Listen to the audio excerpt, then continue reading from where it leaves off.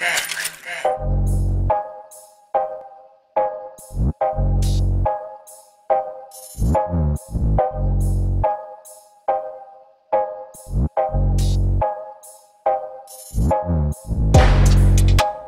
watching another episode of Highly Respected with yours truly, Miss Streetz, and I have a dope, very special guest with me today. Norapmoneyox. What's good? What's good, Ox? I am very blessed. You know what I mean? Counting the days down. I've been home 6 months, and in 6 months, I've accomplished, a lot. You know what I'm saying? So as I tell people, what's your excuse? Most definitely. So before we get into where you've been and all that, we gotta let people know, those who don't know, you are a rapper, you got bars, you make hits. And since you've been home, you just been going back to back to back. You got Joint in the House, Bow My Head, you got Have Mercy, Most High. Who the fuck how are these some records that you was writing when you was away, or these are stuff you started, writing once you came home? Nah, to tell you the truth, I really ain't write like that when I was gone. I did, for those who don't know, I did 8 years, 9 months in federal prison. And I really wasn't even in the vibes of writing. Like I wasn't Ox the rapper in prison. I was like Ox the motherfucking, street nigga in prison. Like I really wasn't. Even when I wanted to write, it just wasn't the vibes because, I really got sentenced to 156 months. So my whole time I was in prison, it was just really about me doing things to get out. You know what I mean? Focused on my people that counted on me, people I was responsible for. So I couldn't really get in those vibes. Right. So, I mean, just being away for a while, like what was like the most challenging thing for you? Seeing my kids grow up. Shit. I went to prison January 21st, 2013. My son was born December 21st, 2012. So I went to prison when he was a month old. My daughter was 2. So, it wasn't just the time. Like, it wasn't about the time. It was more so like, I'm responsible for people. You know what I'm saying? I always wear that on my shoulders. So, right. Seeing my kids grow up was like the most difficult thing. Right. So, I mean, I'm sure you found yourself in a lot of dark places. I mean, for those who are in those places now, like, what did you do to kind of get out that space? Ain't nothing you could do to get out that space, but stay prayed up.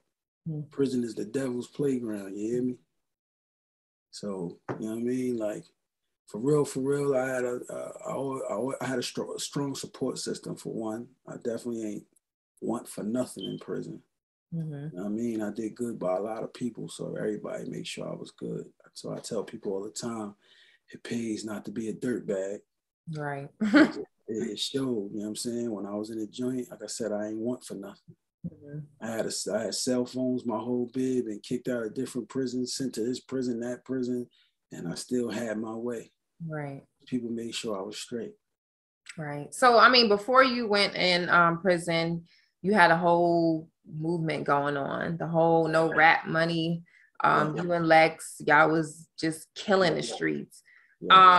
What would you say is like how do you feel you're gonna get that same energy back? Even though I see it coming back now, but there's so many things, there's so many answers to that question.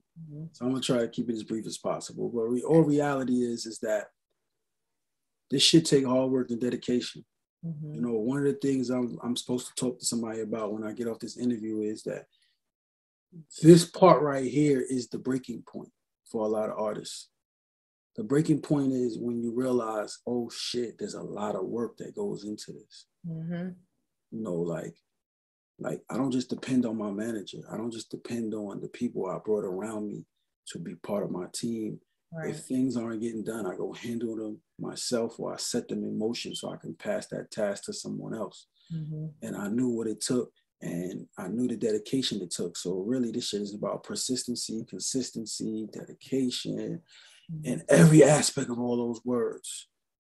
are you willing to do what it takes? Are you willing to do something that somebody else isn't willing to do? Are you willing to go hard even when it seems like the reward is not right there around the corner? Mm-hmm. Facts. Yeah. Like, how long you been doing this? I was in prison watching you on my cell phone. So you Long be doing time. this, all right? Long time. There's a fire in you that allows you to keep going. Mm-hmm. Yes. Yeah. Yeah. You Definitely. I've seen a lot of artists drop right off because the reward wasn't right there. Mm-hmm. And they think, and a lot of artists think that another artist may have got on right away, but didn't realize all the hard work, energy behind the scenes he may have put in, the people around him may have put in. Like, this shit is a lot. Mm-hmm.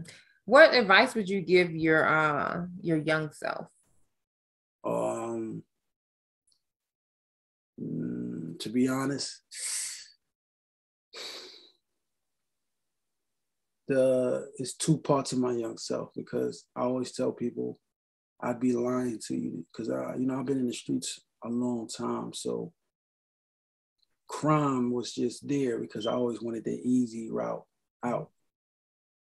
So, you gotta pick a lane when it comes to this shit. Like, if this is what you want to do, you really gotta dedicate yourself and kind of fall back from energies that don't help push you forward. Mm-hmm. Like, somebody told me that when I came home. It was something I realized in prison, but I didn't have the words for it, mm-hmm. which was like, yo, okay, you love your niggas, you love your people, but they don't understand your goal because what? It's your goal. Mm-hmm. So now what happens is, people, you have to get around people that are like-minded, but they may not be like you. Mm-hmm. I always had this thing where, because I grew up around every aspect of the street, every aspect of street nigga you can think of. Right. From murderers, pimps, hustlers, everything. I always felt like I needed to keep those type of guys around me all day. You know what I'm saying? So if I had to tell my younger self anything, it would have been to, pull people in who had like-minded goals like me, mm-hmm. and to fall back off crime. Right. Because even off the crime, I had enough money to do the right things with my money where I didn't have to hustle no more. You know what I'm saying? But at the same time, my career would have catapulted even faster. Right. If I got involved with people outside of my normal circle, mm-hmm. which was mostly criminals. Right. So do you think your music changed? Of course. I think my music got better. I got better as a man, as an artist, as a human being. Mm-hmm. I'm still me. Like, I'm 100% rough. I'm an aggressive person. I have to be honest. Like, I'm the type of guys, either you're gonna like me, you're gonna understand me, or you're not. Right. But if you know my heart, like, you're going like, people that know, like, people that once they start knowing me, it's like, oh yeah, I fucks with this guy, like, because that's my heart. Like, I'm the realest, and I'm a Scorpio, so like, my truth is my truth. But like, if I tell you something about yourself, you may not like it, but if you open-minded, you might be like, yeah, he's saying the truth. Right. My homie say, like, your problem is you be clotheslining people with the truth. And some people don't like it, but it is what it is, So like, like I said, like, I continuously, I'm always motivating and helping motherfuckers. So people definitely love me, man. It's appreciated. It's a blessing from God that I got. I just had to learn how to hone it. Right. So while you was away, a lot of things change as far as, different things with social media. What's some things that you seen change that is like a plus for you as far as you and your career that would help you? Well, what I know to be a plus for me is I look at artists who are independent, mm-hmm. and basically have found their demographic and what works for them. Mm-hmm. You know what I'm saying? Like, I can only be myself. My thing is, my gift my gift is that, hold on, excuse me, turn this phone off. So my gift is that I know how to make records. Mm-hmm. I've wrote records for so many people that I won't even say, but trust me, I know. I know how that goes. And the dopest thing is, right, like, let me tell you this. When I came home, right, I had so many people pushing artists on me, like, yo, come work with this dude. I'm telling you, if you did it. So basically, right, I got 3 artists right now. Mm-hmm.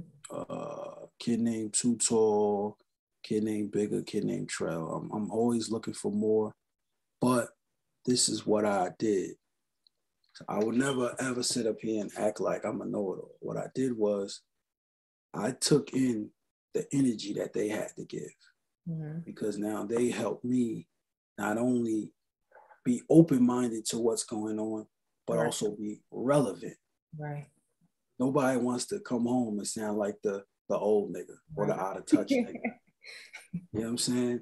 And that's the biggest compliment I've been getting since I've been home. It's like, yo, you never missed a step, bro. Like, and it's really because I'm open-minded.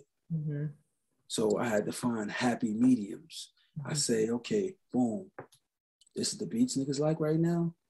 Okay, I can do that. Right. I'm still being me. Mm-hmm. So that way, there's a happy medium. I'm still gonna get you grooving, but I'm still gonna talk my shit. Right. But at the same time, with these artists that's younger than me, right? I'm big bro. Like, I'm gonna give them some that niggas didn't give me. I know how to make records. I'm about to make them the best version of themselves. So there is no one-hit wonders. Them niggas gonna be here to stay. Nice. That's what's up.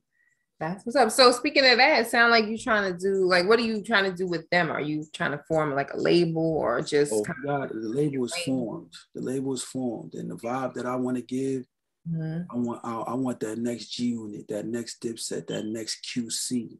Mm-hmm. That's what I want for us. We definitely, the hip hop needs that, to be honest. So that definitely be dope. I love what QC is doing too, because it's like they're real hands-on with the artists as far as like the branding, the music, like, right. You know what I'm saying? So like, you know, that's my thing. Like I said, I have a gift of making artists better, mm-hmm. helping them, honing their skill. So I'm gonna take these artists, definitely motivate them to continue to be themselves, but help them be the best version of themselves. Yeah, definitely.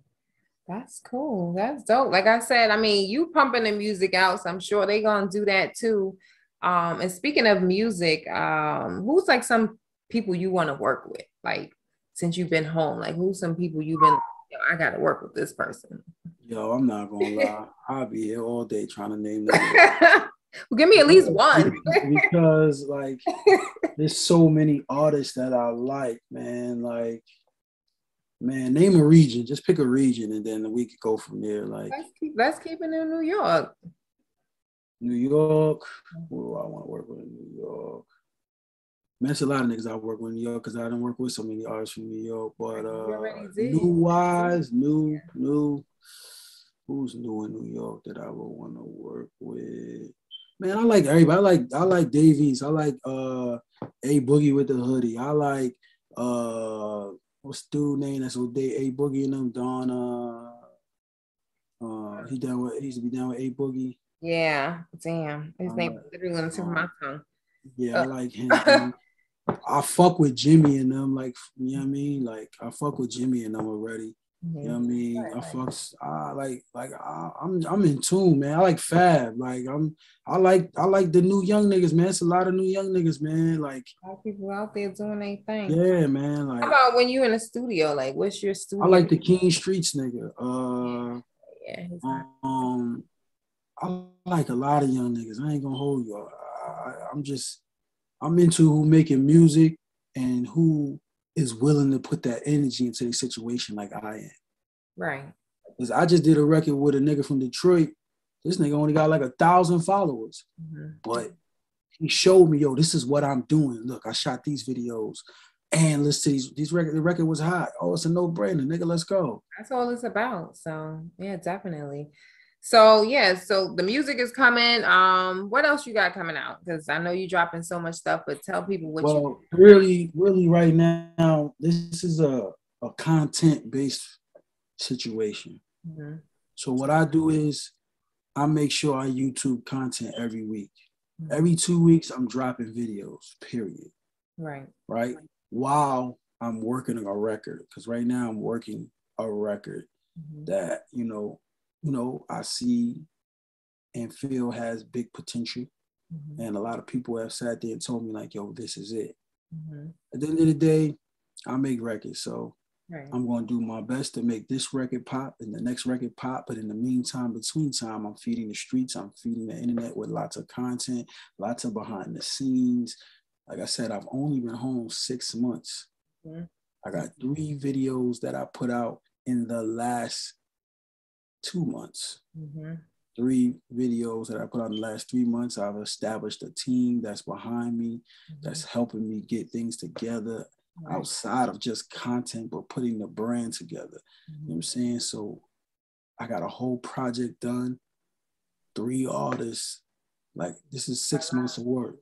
Yeah, it's a lot, but you're doing it. So I you make it look easy for people looking, on the outside in. So this shit ain't easy. But this shit, you gotta have a hustle. Trust me, I know. But you make it look easy. But it's a lot of hard work. So and then for those who, might be slow, they don't know nothing about Norapmoneyox, where can they listen to music and how can they hit you up if they want to I'm on every streaming platform there is. From Tidal to Apple Music to Spotify to anything you could think of, I'm there. Any and Type every. in Norapmoneyox and check me out. Yeah. I guarantee you're gonna hear some good music, something that you would call real music, because I'm giving you my real life stories. Like, I'm telling you my real experiences. So when you listen to me, you're gonna be tuned in, because really, if your mind is ready for it, I got something that's relatable to you, or you're gonna know somebody that's going through it. Right. Yeah. Yeah, and that's what that music, real music, hits the best. When somebody's really telling the truth. And I've seen it from all aspects. Like, I'm a hustler all around the board. You know what I'm saying? You can look me up. My name Davon Riley. If you ever want to look me up, just came home from the feds. I gets to it. So ain't nothing niggas talking about that I ain't talking about, and I can give it to you from all perspectives. Right. From the highest part of the mountain to the lowest part of the mountain, from sitting at the top to sitting in solitary confinement for months. Right. To the point I was damn near hallucinating. Yeah. So, Well, you here. So you here, you out, you making good music, like I said, just keep going. And you have to give shout outs, especially to people who's been there from day one, people that's been there when you were away, and people now. Shout those people out. Listen, I'll be here forever trying to name them people, but I want to name shout out who you can. I definitely want to shout out my partner, my dog Lex. You know what I'm saying? I want to shout out Love De Niro, DJ Self. I want to shout out my other co-defendant, and not the one who snitched, but all the ones who kept it solid. You know what I'm saying? I want to shout out, my family, man. My family. I want to shout out you. You've been a long time supporter. Yeah. And, I appreciate your love. I see you up there. You're looking beautiful. Thank you. You know what I'm saying? And just keep doing your thing. I'm proud of you.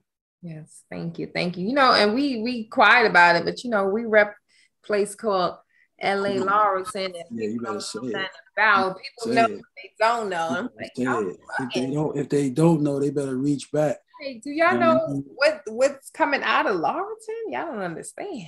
Listen, see, everybody, it was so funny, right? When I was in the feds, right?